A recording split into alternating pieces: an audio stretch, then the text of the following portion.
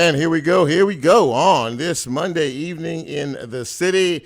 A beautiful day. Temperatures are right around 90, 91, so not completely unbearable, but still warm nonetheless. Welcome. It is 6 o'clock straight up, which means it is time for an all-new Real Talk Memphis. I am your humble host. My name is Chip Washington, and it is great to be here with you once again in the air chair. As we prepare to do our thing for the next hour from 6 to 7 p.m. Central Time right here on the big station.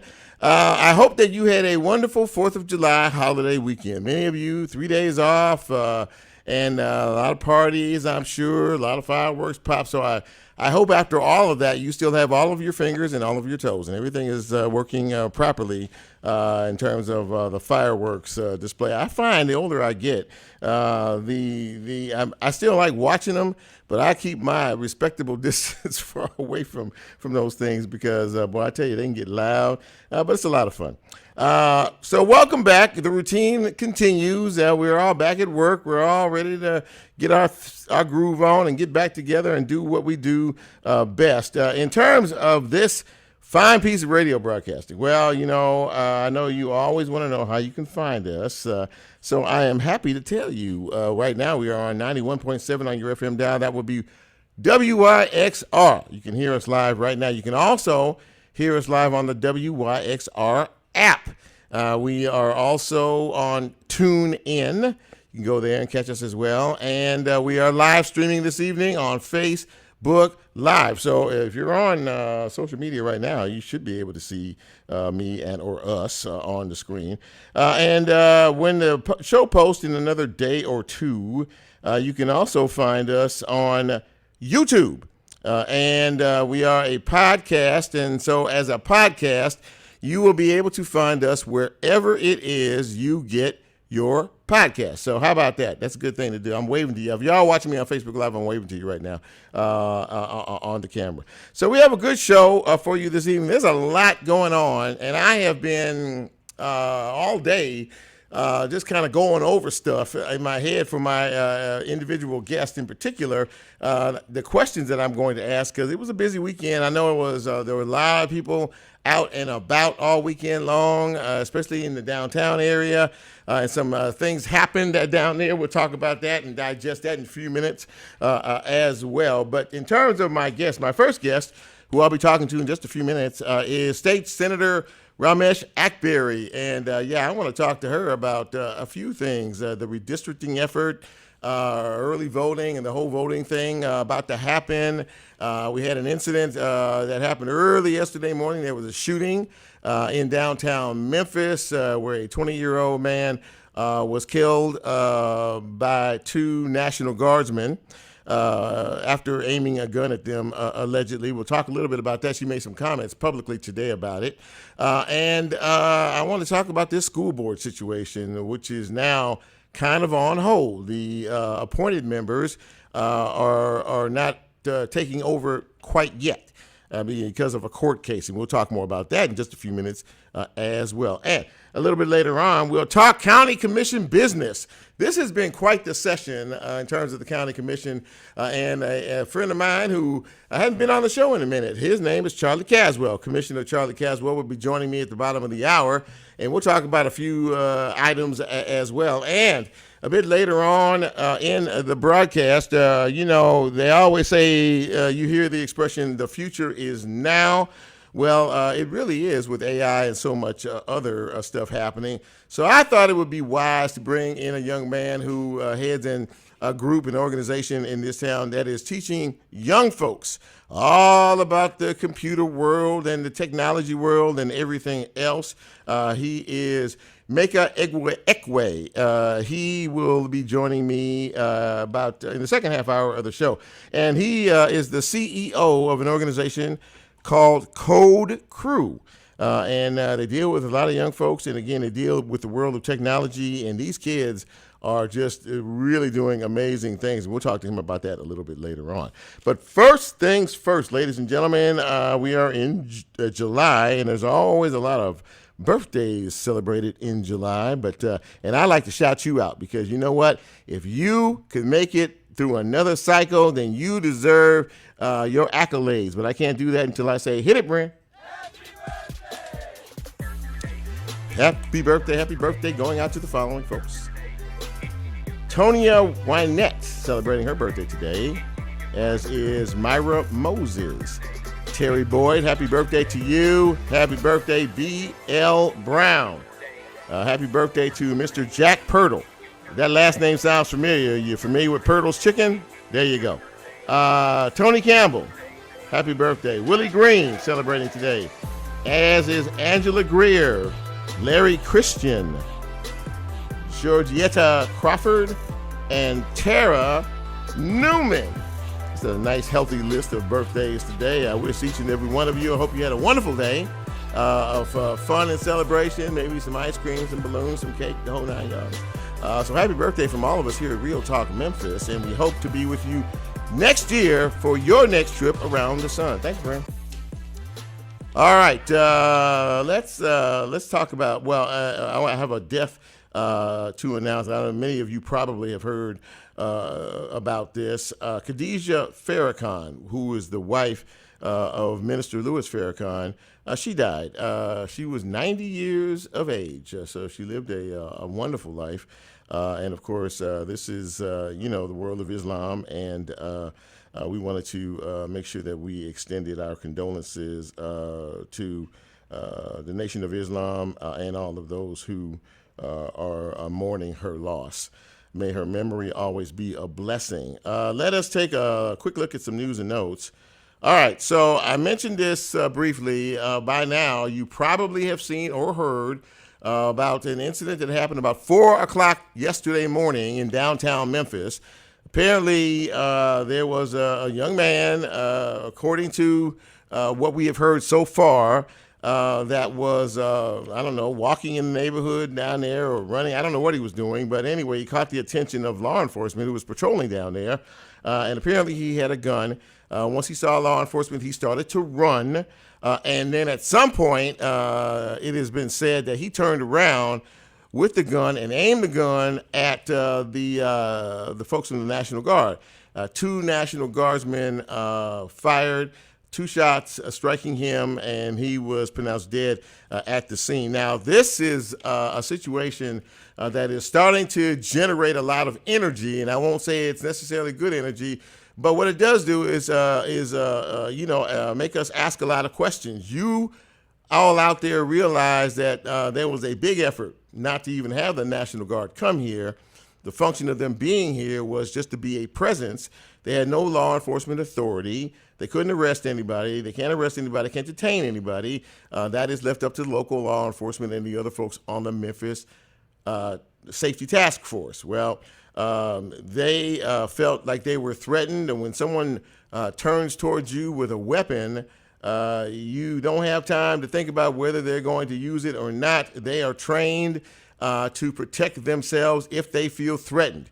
And I got that information. I actually called the district attorney, Steve Mulroy, and asked that question in reference to, how folks feel about the National Guard presence here at all. Right now, the investigation is being conducted by the TBI. Again, there are a lot more questions than answers. The suspect, or the victim in this case, 20 years of age, his name was Tyron Johnson. And again, a lot of folks are very upset about all of this, but we have to wait until the investigation gets underway and continues and hopefully concludes. And I'm sure we'll have some conversation about that with some of my guests in just a few minutes. Voter registration, if you plan on voting in the election in August, tomorrow is the last day for you to register to vote.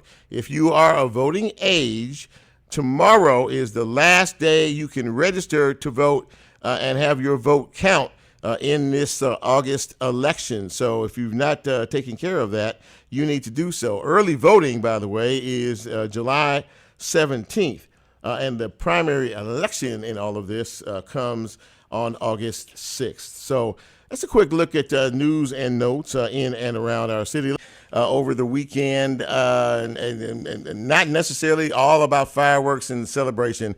And we'll get to all of that in just a couple of minutes. But my first guest, and I hadn't had her on the show in a minute. She's a very busy elected official, but I am glad she could make a few minutes for us tonight. Please welcome to the show State Senator Meka Egwuekwe. And Ramesh, it is great to see you. How are you? Hey, I'm doing well, hanging in there. How are y'all? Doing okay. So, listen, I want to backtrack a bit in terms of the session, and which was interesting on a whole bunch of fronts. And I saw you front and center on several of the items. But if you had to assess this last legislative session, how would you do that? What would you say?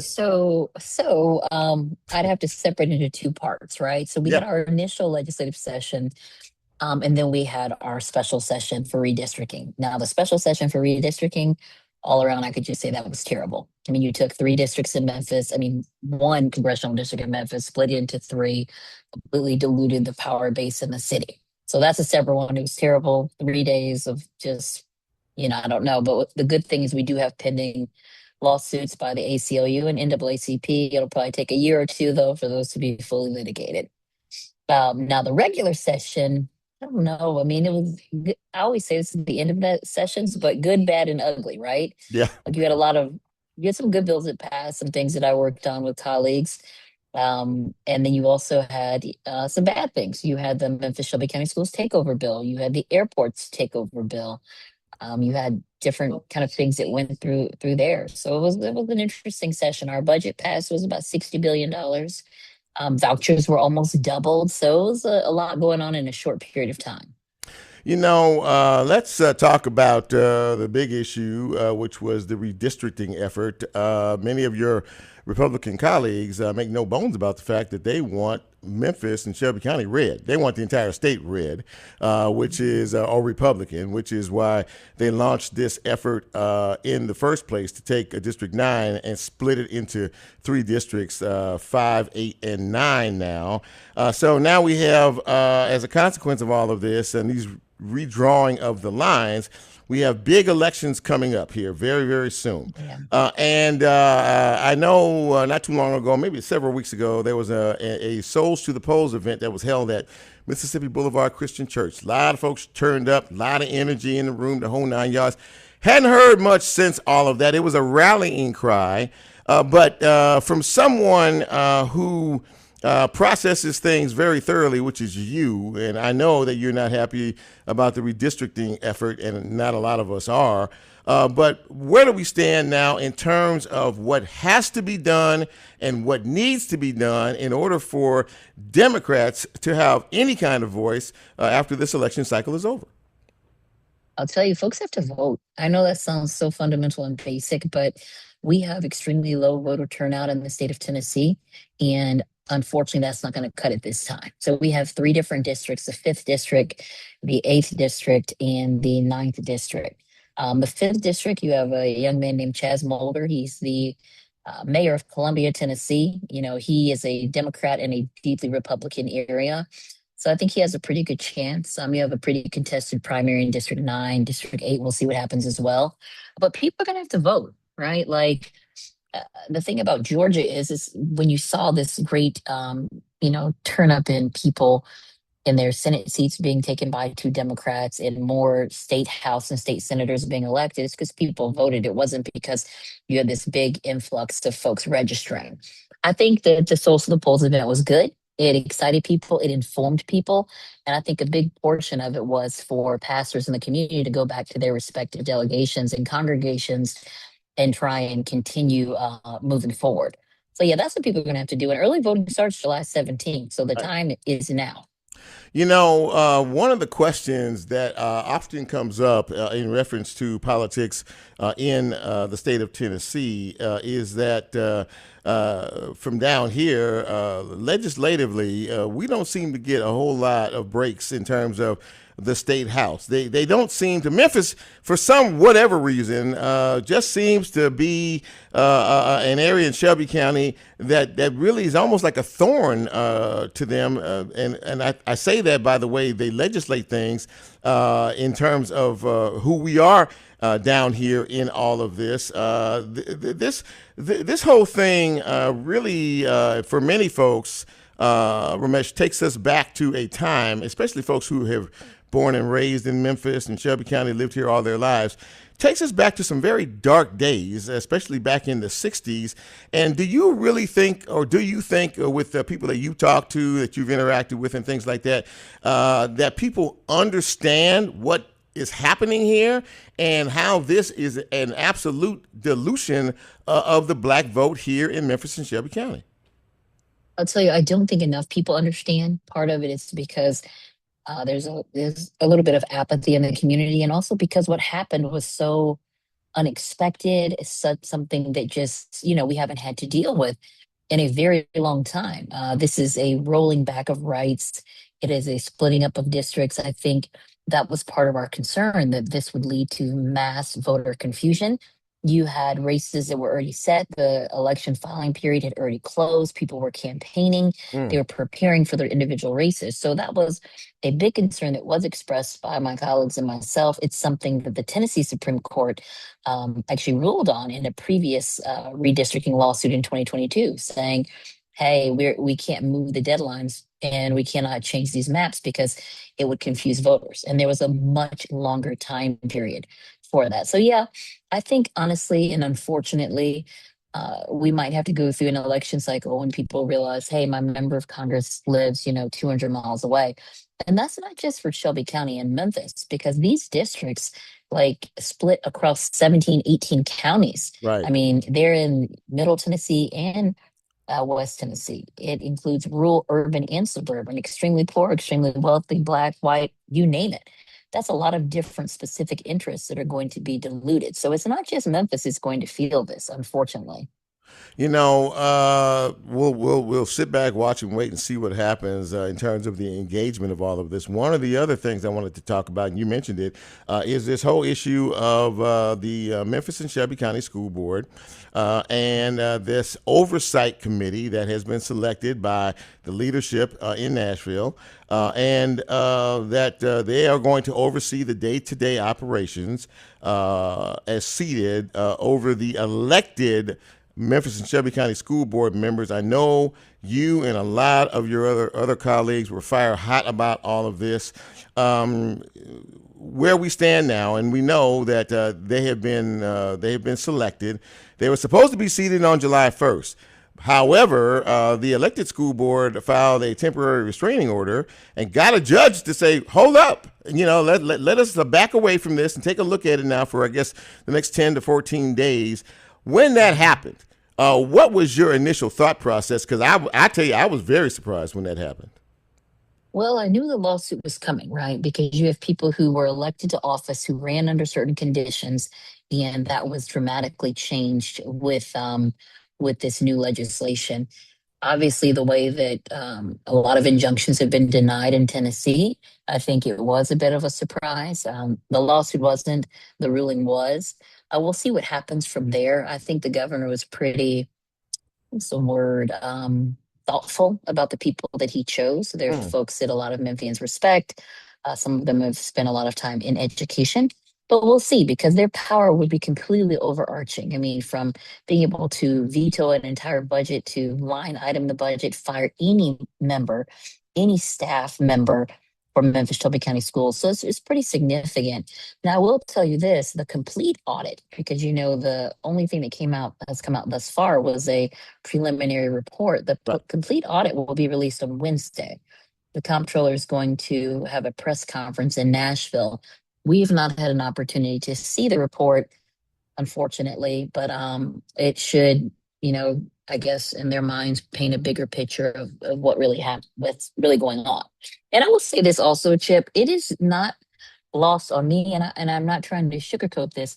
There are substantial issues with the back office for Memphis Shelby County Schools, Right. as far as their human resources, their technology, even to a certain degree. some of their accounting principles and things like that, there obviously wasn't any fraud found. I mean, no one's going to get arrested off of this, but this is something that I felt. So I felt intervention was necessary, just not this intervention. There was a compromise where we could have fixed those back office issues while also working with the duly elected school board. And if people in the community don't like them, don't like their leadership, then they vote someone else in. And what you just said was very important because even the elected board members said, "Yeah, we have some issues. There are issues that we need to take a look at that have been here for a while that we need to retrofit and try to straighten those things out." This is obviously going to be a very dynamic situation. My sense is that in terms of the community at large, and talking about our schools and talking about the district moving forward, that there are a lot of folks here who are willing to give this board a chance just to see, because they've gotten tired of what they perceive to be ineffective and ineffective elected board. So they want to see what these new folks are going to do coming in. But to me, it all comes down to be careful what you wish for because you just might get it in terms of all of this. But there are a lot of unanswered questions. Before I let you go, I talked at the top of the show about this incident that happened yesterday morning in downtown Memphis, where a 20-year-old was apparently, and honestly, I don't really know a whole lot about this. If he was walking up and down the street or what have you, I think there was some patrolling going on down there by law enforcement. They had heard some shots. They see this young man, and he sees them, and he starts to run. And then, according to early investigation, he turned around and wielded a weapon and aimed it at two National Guardsmen, and they fired 2 shots and killed him. I heard you earlier today. You're always very thoughtful and very reasoned about things like this. But this is another troubling incident that we don't know a whole lot about. You and Senator London Lamar both made comments about that. Just your thoughts about what happened out here and where all this might go. Certainly. I mean, I think anytime we see the loss of life in our community, it's tragic. It's something that, a family loses a member of their family forever, right? That's final. I want to make sure that there's a really thorough investigation. There's complete transparency so that the public can be kept in the loop. This is a state ordered intervention with the National Guard being here.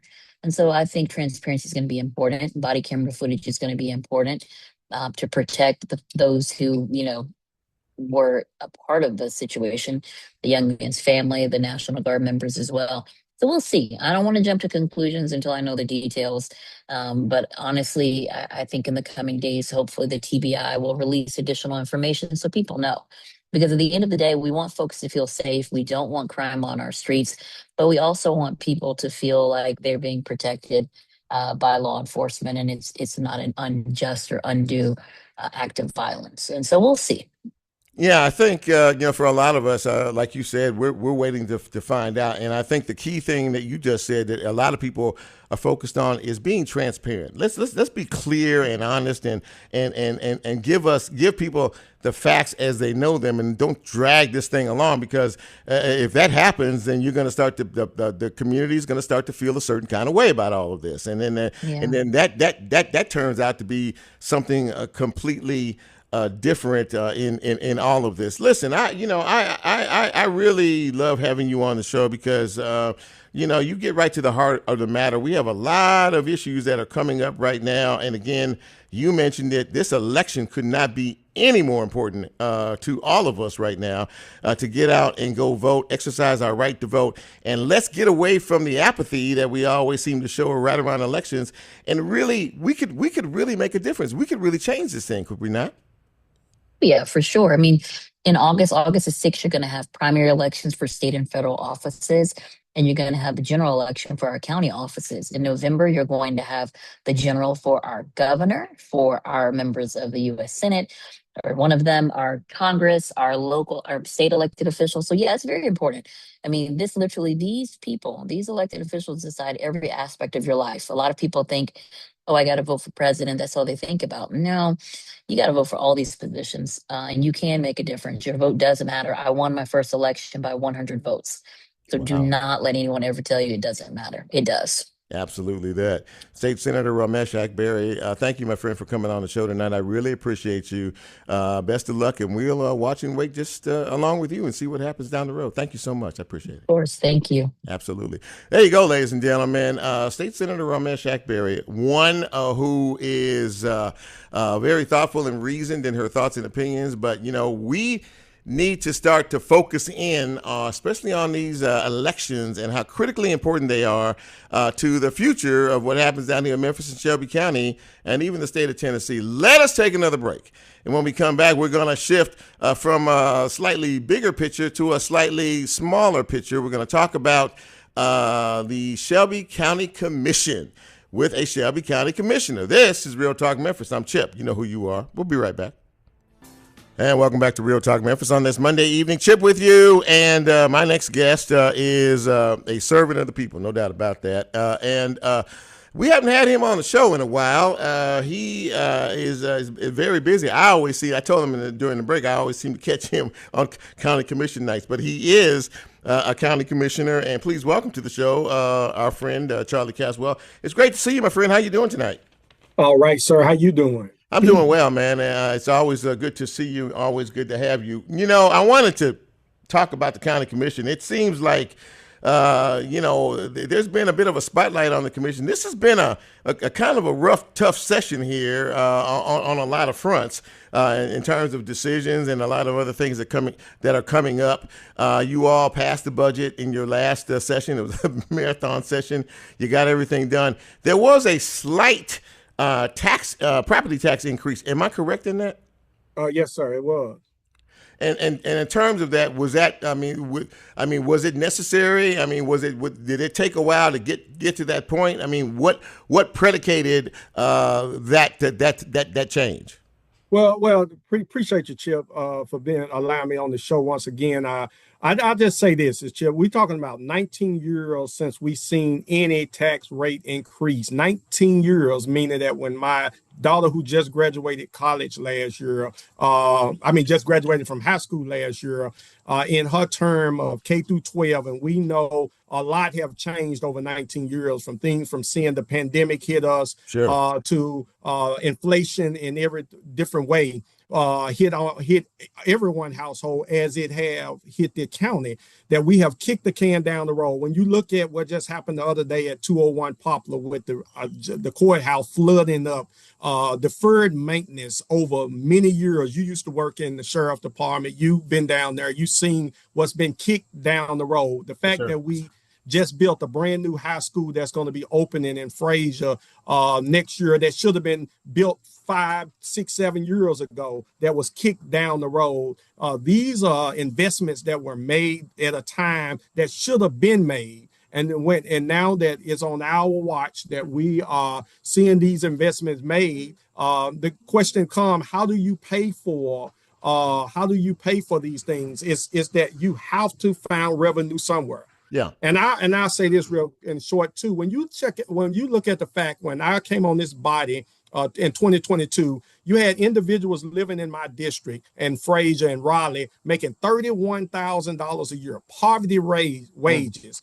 Homes went from $700 to $800 a month rent to $1,500. Many of these people having to move in with family members, working for the government on poverty wages. We have to find revenue. We increased that to 41,000, and everybody across the board got raises. So it's things that had to happen that should have been to happen. That when you break it down like that for people to kind of understand, I think it makes some sense. Now, one of the things that I wanted to talk with you about, and now there are 3 big projects. You talked about the high school. We're building a brand new hospital, Regional 1. And of course, we have the big elephant in the room, which is the jail. Now, I saw this today. I saw one of your current and soon to be former colleagues on the commission, Mick Wright, posted in reference to what is going on at the jail and the latest incident about the air being out down there and how these folks are really suffering. Charlie, you and I both know that this jail has been an albatross for quite some time. We know we need a new one. We know repairs are needed. There's just been this back and forth between Sheriff Bonner and the mayor. In looking at all of this on the plate in front of you, how do we assess this, especially with this jail situation and what happened over the weekend with the air out? And once again, these are some very, very difficult and challenging situations for you all to have to deal with. How do you do it? Well, the problem is that, again, I appreciate my colleague, Commissioner Wright. We have, thankful to his vote, we were able to get the resources we needed to make sure we got this Fraser High School in Regional 1. But at the same time, it was before we came on this body in 2022 that the matter of the jail was a problem in the situation. CTAS gave a report saying that a jail needed, some address needed to be done to that jail. But it takes some courageousness and boldness and people willing to tell the people that we have to make investments on buildings that was built 50 and 60 years ago. Many of our children are still going to school in buildings that was built 100 years ago, and we're asking what's wrong. The problem is not what's wrong, it's what happened. What happened is we didn't have courageous leadership that was willing to tell the people we need to make investments or we're going to have problems like we're facing today. So this is what's happening is that we have delayed and kicked the can down the road. It's been a problem. I know before I got on this body, it was chillers in the middle of Poplar, going up into 201 Poplar, trying to keep the building cool because the air conditioning was out in the building. And so, you know, we just at a place now that we cannot continue to just kick the can down the road. Be honest with the people. Tell the people we're dealing with 60-year infrastructure building. We have to invest or we're going to continue to see the mess that we're seeing.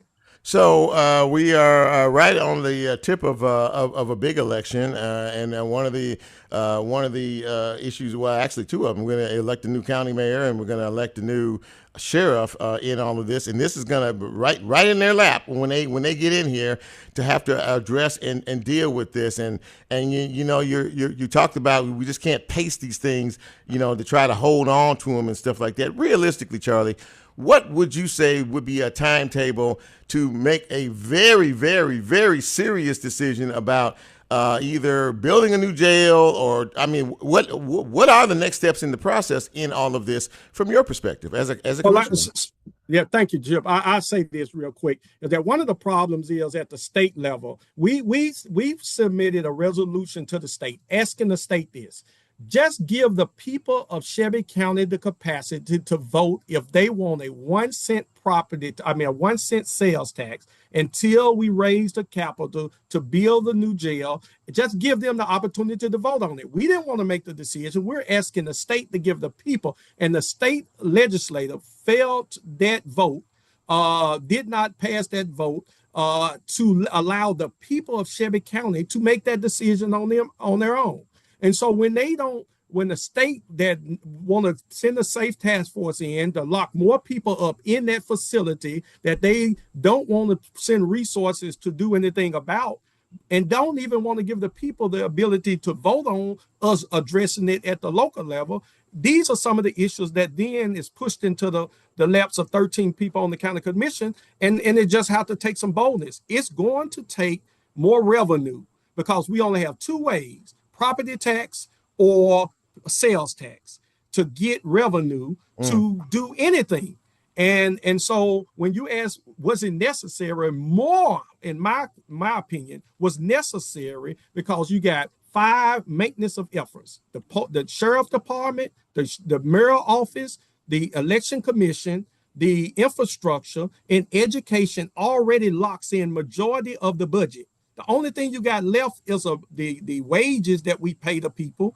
So what do you get the revenue to do anything here if the state and the federal government don't invest?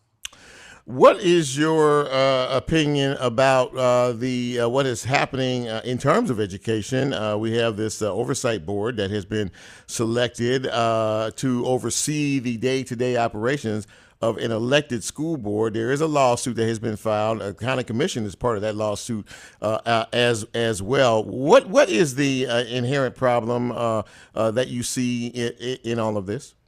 Well, let me say this, is that even seeing the body that was selected, I like a lot of the people on that body. I think that the advisory of what they can bring to the table would be very valuable to us as a people. I hope that we still negotiate what that looks like. When it comes to the lawsuit part, it's just the fact that we got to look at that the state pushed their rights on people's voices that were elected into office just 2 years prior to say that they forget what the people, and not just 2 years, some of them are just got elected in the primaries in May, saying forget what the people voted for. We know what's best for the people. Now, mind me, yes, some things may not have been done that you don't like. But when you start a president and don't fight back when presidents are set like this, the ball just keep on rolling. Well, the next thing is we don't like how the county commission voted for a slight increase to address something that we won't do nothing about. And now we're going to get them, put people over them. It just sets a precedent that we can't just continue as a county, sit back and say it's okay. But I hope that advisory board can, in some capacity, even if this lawsuit do go forward, work with us and let's get something done, because yes, something needs to be addressed at a higher level to get something done for our children and families, and that's what I'm hoping that we get to that point. Finally, one thing that is absolutely going to change in terms of the election process is the county commission. There are going to be several new members that are going to join you and a couple of others in all of this. What is your, looking forward in all of this? What are your hopes in terms of these newly elected officials that will join you as a member of this body? As we have some, as you said earlier, extraordinarily critical issues that need to be addressed on several levels. What are you hoping for with the newly elected members, whoever they might be? Yeah, first is unify. First, let's sit down and let's unify. Let's come together on a collective vision. One of the things at the end of the day, and I know in my district, I don't just represent Democrats. I represent independents, Republicans, and I sit down with many of them many times of the day and talk about those type of issues. We hold regular stakeholder meetings in my district. So we have to unify about what can be a collective vision. How do we get there? Let's break down this budget. Let's look at the things that need to be really addressed and looked at that may have been overlooked over these years because of investments that were being made. But let me say this, that since I've been on this body, a new mental health jail is being built out there that should have been built. 700 plus individuals are sitting in 201 Poplar that needed to be in a mental health facility. We are building that facility now. A new Regional 1 that should have been built is being built. Brand new schools that should have been built are being built. So how do we put our unified voices together to say, how do we continue to building on the forward motions of what's happening from this body, not just looking at the distractions that was, again, that's in place because of lack of unity and coming together with one voice. That's what I'm hoping that we'll do, because I know we got some great people that's going to be a part of this body. Mark Bensley, who was formerly Commissioner, Derek Mills out in Collierville, who seemed not to have an opponent who would be on this as a Republican. Let's sit down. Let's talk. And let's talk about how to have a unified voice around moving Shelby County forward, move parties out the way, and move Shelby County forward. County Commissioner Charlie Caswell, ladies and gentlemen. Charlie, it's always great to catch up with you. And, of course, we will stay in touch as time moves along down the road. But I really appreciate your time, my friend. Thank you. Thank you for your leadership, man. And keep up the great work. Thank you, Charlie. Appreciate that. There you go, ladies and gentlemen. Now, we are not quite done yet. We have one more guest, and we're gonna shift gears completely and talk about technology. The future of technology is here now, and I'm going to talk to a young man who knows a lot about that. It's Real Talk. Welcome back to the big broadcast on this Monday evening.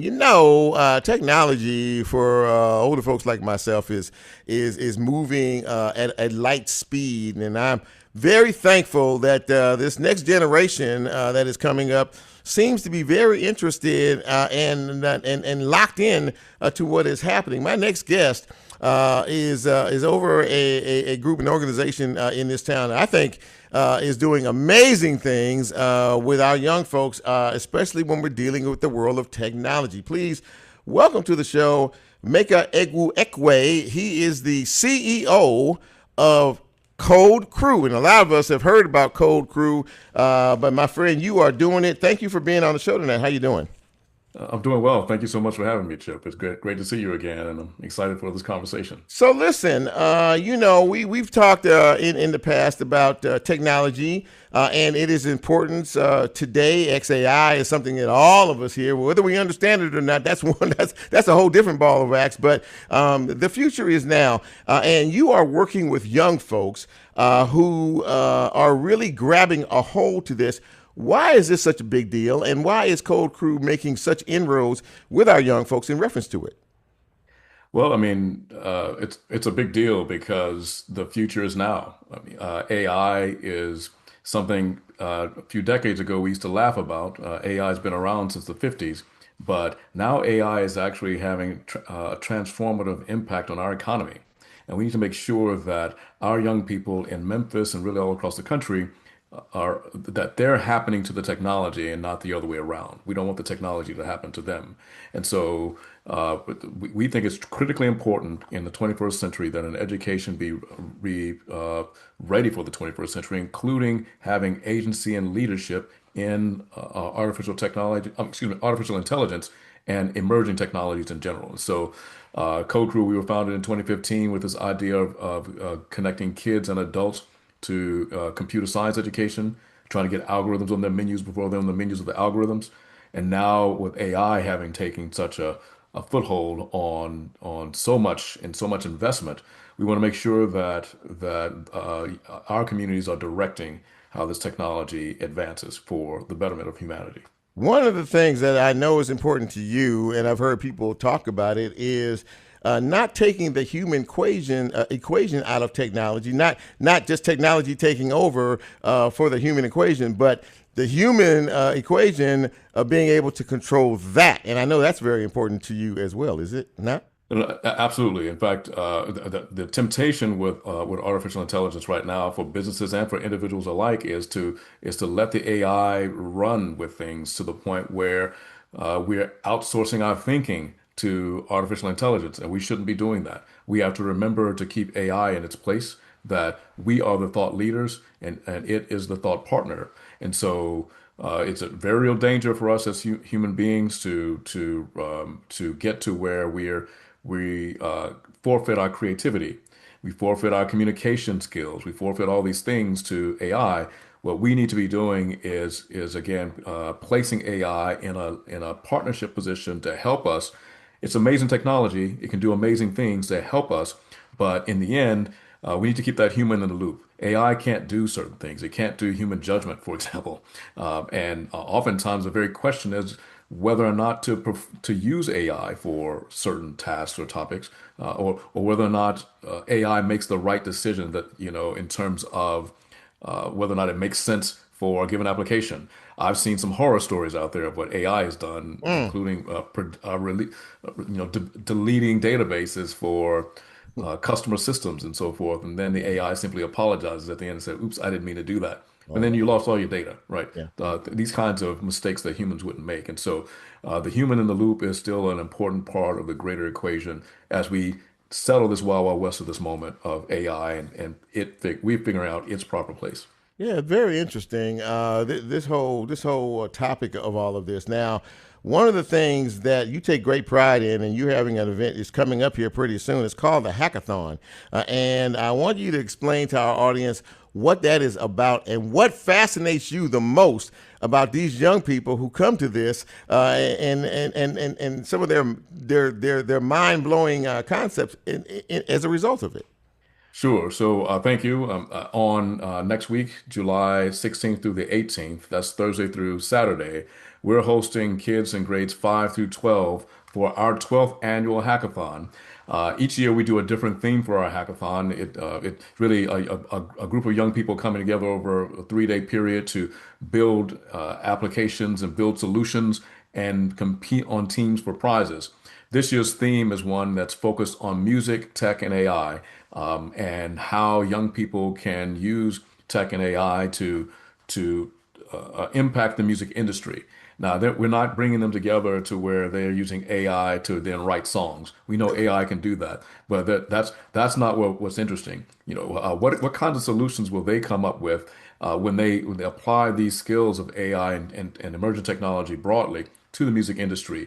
Will they come up with solutions that, for concerts, for example, that use AI to improve traffic flow? Will they come up with ideas like how to use AI to help those who are hearing impaired or visually impaired have a better concert experience, right? Will they use AI to help a young singer or a young burgeoning musician to tutor them to become better musicians? These are some of our ideas, but what are the ideas that these young people are going to come up with? Every year they amaze us with what they come up with in terms of the great ideas that they do. And we've had them actually submit their ideas to the Congressional App Challenge. Our students at Code Crew have won 5 out of the last 6 years of the Congressional App Challenge for our congressional district. Look at that. Some have even gone on to DC to showcase their work at the U.S. Capitol. Our hackathon is the conduit through which young people do that. And so we're inviting kids grades 5 through 12 to come and join us. Parents, grandparents, drop your kids off with us. It's $12 for the 3 days. They get a t-shirt. We feed them every day, and they may come home with laptops, Beats headphones, and all kinds of other prizes. So it's an investment well worth making. Now, this is a big deal. It really is. And it's exciting to be able to tap into the creative minds of these young folks. So these kids today have it a lot better than we did when I was coming up. We didn't have the tools and the technology that they have today. But what they can do with it and how they figure this stuff out so quickly, to me, is just extraordinary. And you seem to have tapped into that in a pretty big way. You really have. Well, we try to make it fun for them. So kids come and they always have a great time. And they come all 3 days. They don't want to go home. We had some kids come from out of state actually to our hackathon pretty regularly. And some of them were asking their parents how they can move to Memphis. And so that's how much fun they have, and we have fun just seeing them in action in terms of what they come up with. And so and we make it fun with a DJ. We're giving away prizes all weekend too. So it's not just the grand prizes, but opportunities for them to win things that align to the theme. I won't spoil all the prizes, but I'll let some out of the bag. But you must be present to win, and we encourage them to do so. If somebody listening to this, Meka, wants to know more about Code Crew and how you do what you do, how can they reach out to you, contact-wise? The easiest thing is to go to our website. It's code-crew.org. That's code-crew.org. Go to our website or go to our social media.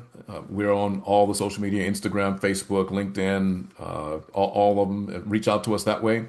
Certainly, you can call us at 901-229-1720. That's 901-229-1720. Certainly, you can email us as well, team, that's TEAM, at code-crew.org. And so, but the website, go to our website first, look at the hackathon graphic, the flyer that's there, click on that, and sign your kids up. And for any families for whom even the $12 is a hardship, we have some scholarships available too. So we really are less interested in the $12 and more interested in the time with your kids and how they're going to step into their brilliance through applying technology to solving music industry problems. It's a big deal, man. Meka Egwuekwe, he is the CEO of Code Crew, doing an absolutely amazing job with our young folks. Man, Meka, it is great to see you. Thanks for coming on the show, and best of luck with the hackathon, man.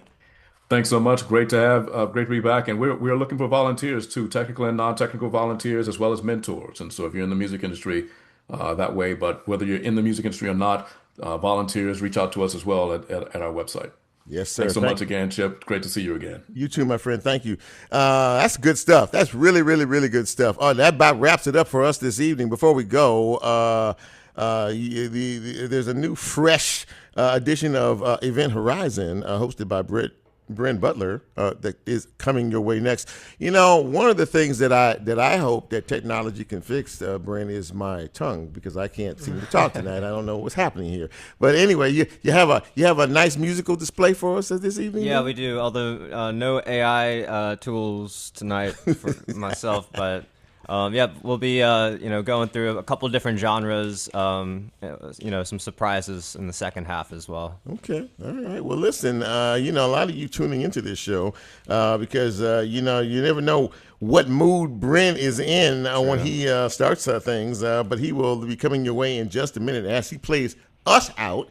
I want to thank all my guests for being a part of the show tonight. Really, really good show. Really, really good information tonight. I hope you enjoyed it. If you like what we do each and every week on Real Talk Memphis, you should go out and tell somebody to tune us in and listen. And speaking of, we have a site on YouTube.